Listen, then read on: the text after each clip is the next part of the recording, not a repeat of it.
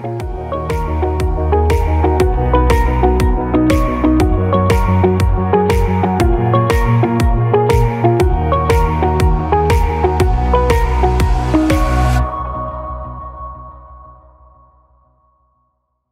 the time I was a kid, I always loved the sciences. I always loved technology. My dad was a civil aeronautical engineer and my mom an attorney.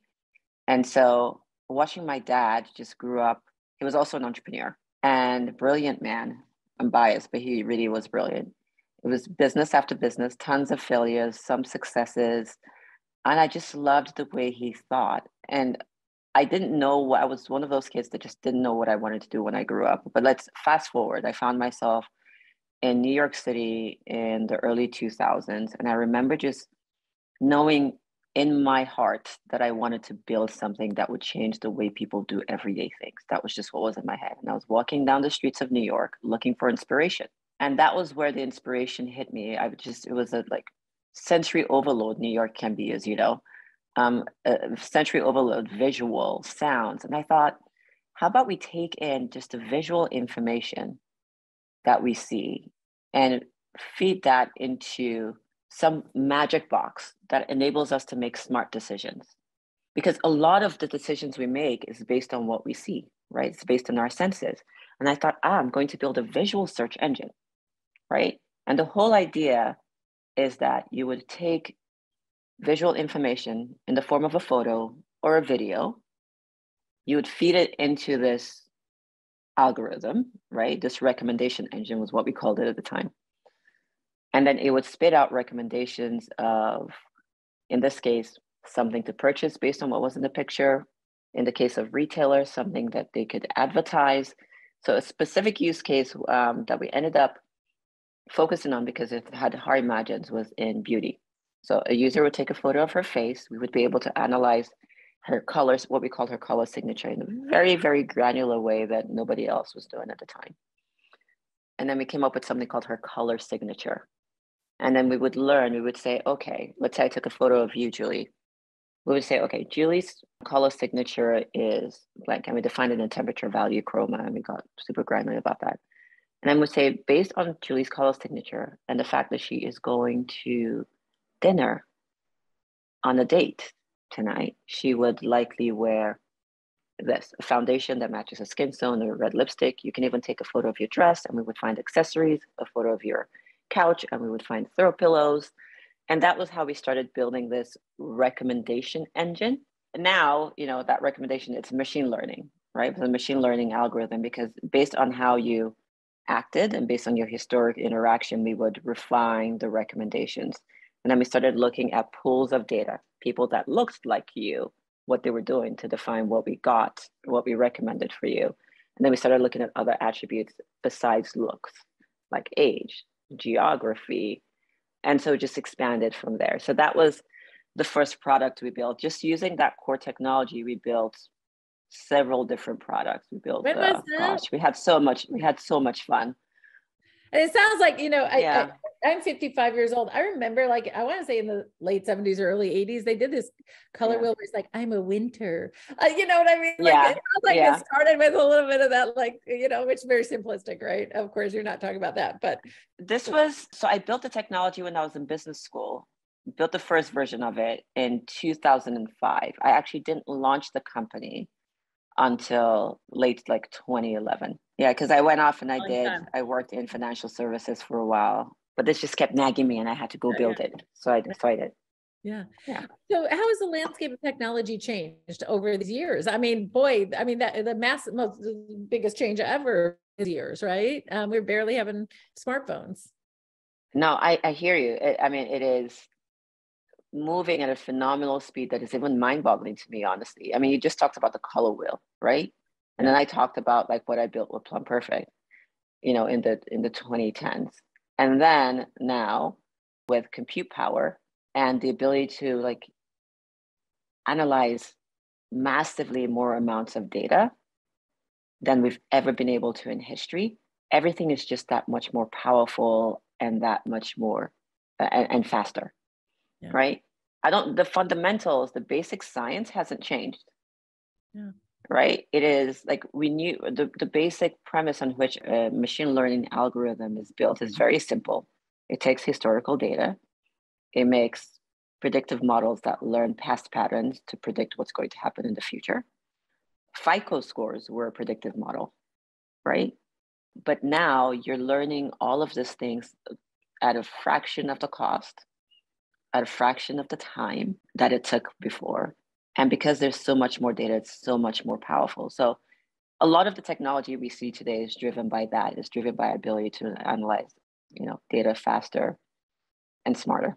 Yeah.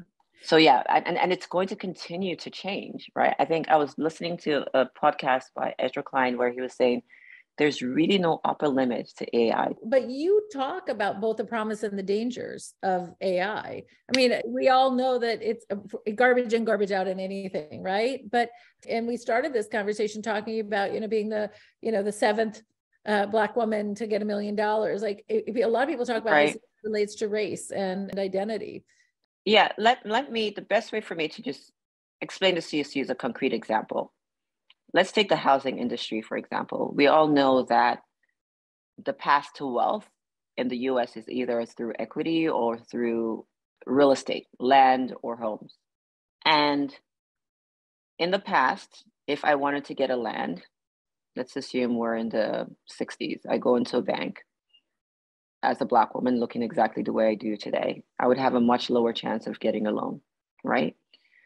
And so then came the FICO score, and the intentions were great in 1989, I believe. And the goal was to take away the overt bias that you get from loan offices and quantify it so that, you didn't see color, you just worked based on data, right? That was a very, very rudimentary version of a machine learning algorithm where it takes some data. But FICO worked on a number of things: the debt owed, the payment history, the length of your credit, credit mix, and new credit, right? Those are the 5 dimensions of a FICO score. Now think about that for a second. Credit mix, new credit, and the length of credit all assumes that you have, particularly the length of the credit, right, compared to others for marginalized communities, was significantly less.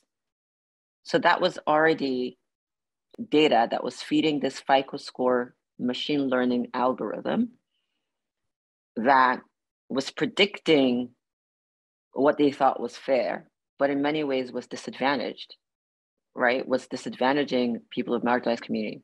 Debt owed and payment history were relying on traditional forms of loans that were mostly inaccessible, and just a cultural misalignment too with these communities, like mortgages. Like if you really want to understand somebody's payment history, you go in, you learn about the community, what do they value and what do they pay for, right? So look at rent, look at phones, look at their electricity bills, look at the basics, because they couldn't afford luxuries beyond just the basics, right? Now, fast forward to today, where you now have massive amounts of data. And that's the danger, is that you could take this, if your criteria for analyzing fairness, if criteria for analyzing fairness isn't taken into consideration, like I feel the FICO score didn't, it was very well intentioned, then with infinitely more data, you accelerate the bias that much more. But there are things that we can do with machine learning. One of the greatest things about machine learning is that it gets to surface bias and it quantifies bias in ways that we just haven't been able to. When we talk about like unconscious biases, like you can actually quantify it now, right? The data is there. And you can know if like a FICO score is really predictive or not.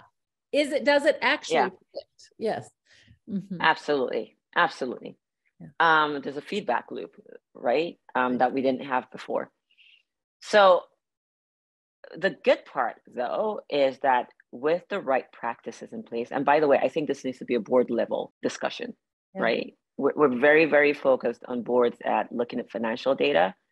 We need to be able to look at the data that actually drives the products, drives our offerings, so that we can make sure that they're aligned to our values as an organization.